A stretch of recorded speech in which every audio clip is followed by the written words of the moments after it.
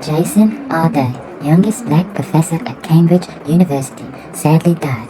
The racists in the media killed him. Some say, no, he was a liar and a cheat and unqualified to be there. Diversity and wokery are the culprits here. Others state, but where does the truth lie? Maybe somewhere in between the human anger and the political divide. Huh? So, did Jason really lie about his life and copy the work of others? Or was this a racist, right-wing ploy to attack him and DEI frameworks more generally? Let's have a look at the facts.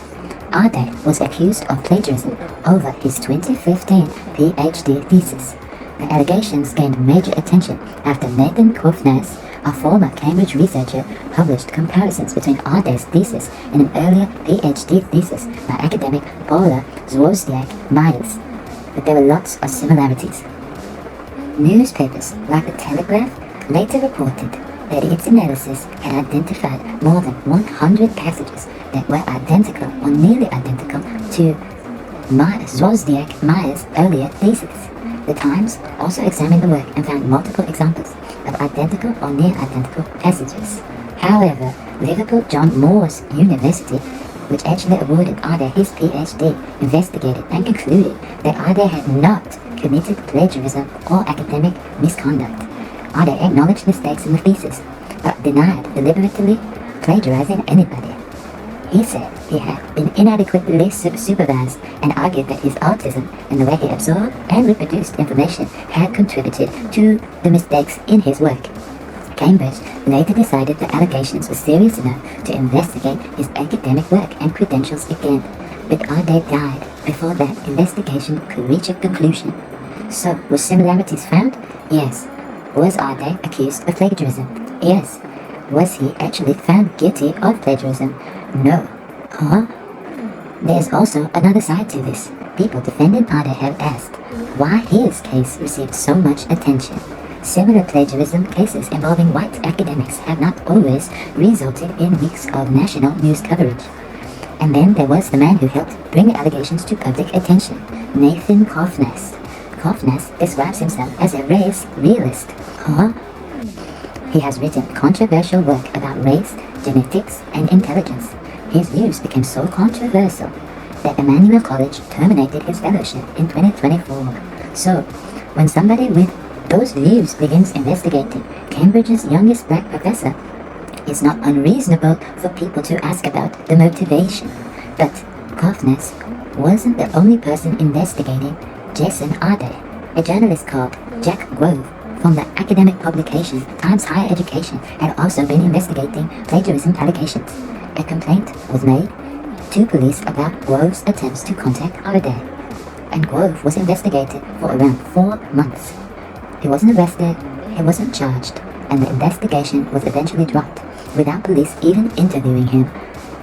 Retraction Watch later reported that Times Higher Education had prepared a story about the allegations in 2025.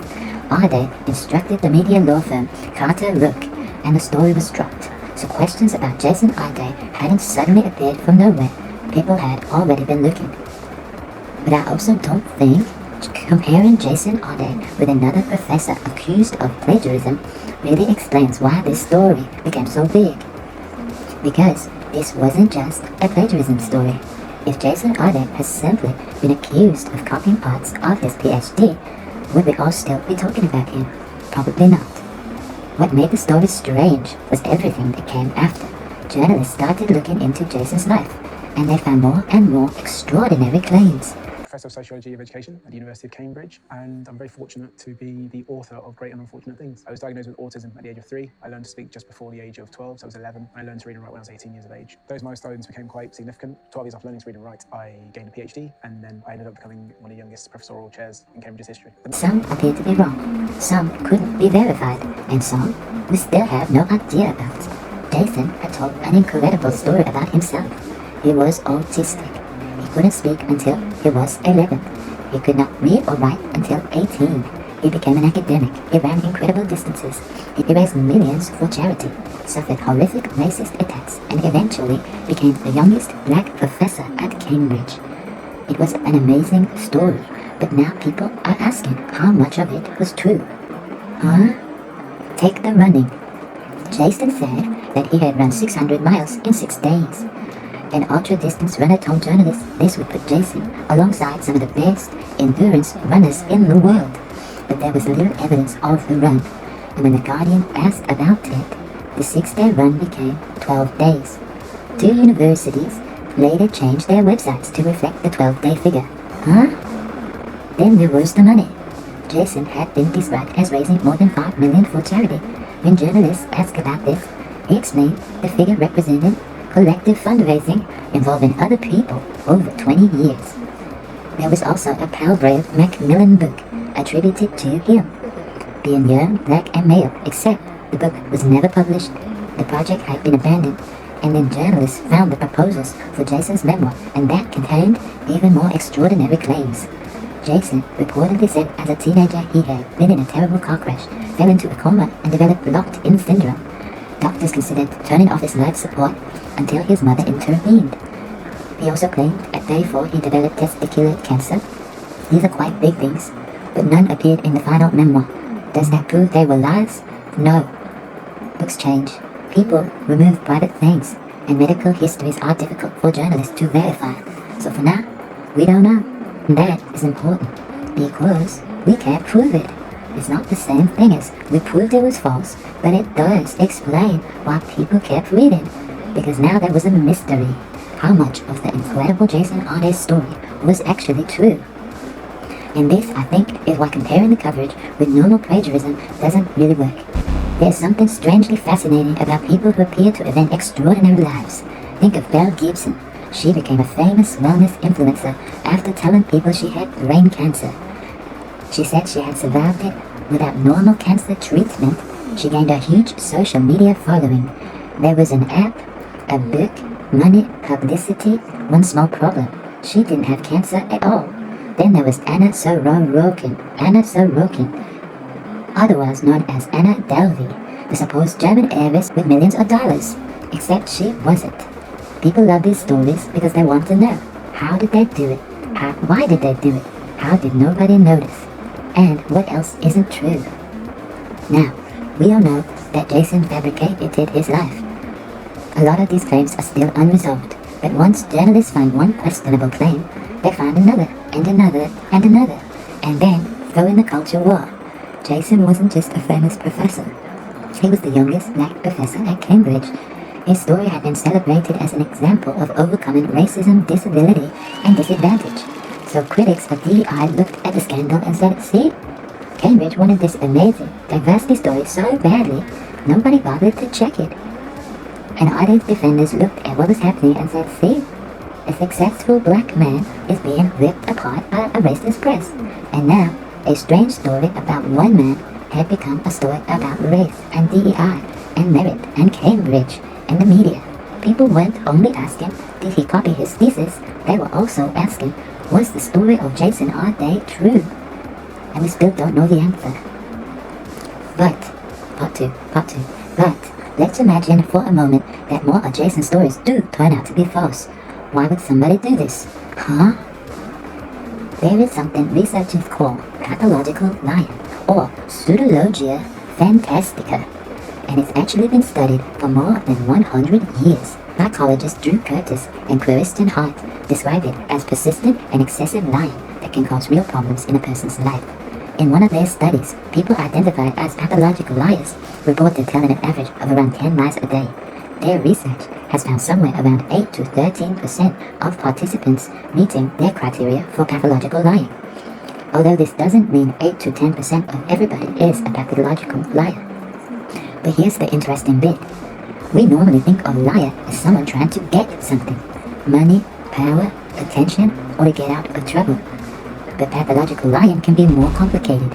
The lying can feel compulsive, one lie can grow into another, and sometimes there isn't even an obvious reason for it. The stories can become enormous. Amazing achievements, terrible illnesses, important facts, tragedies, stories where the person is incredibly successful, or incredibly unlucky, or sometimes both. Researchers have linked pathological lying with things like low self-esteem and a need for attention.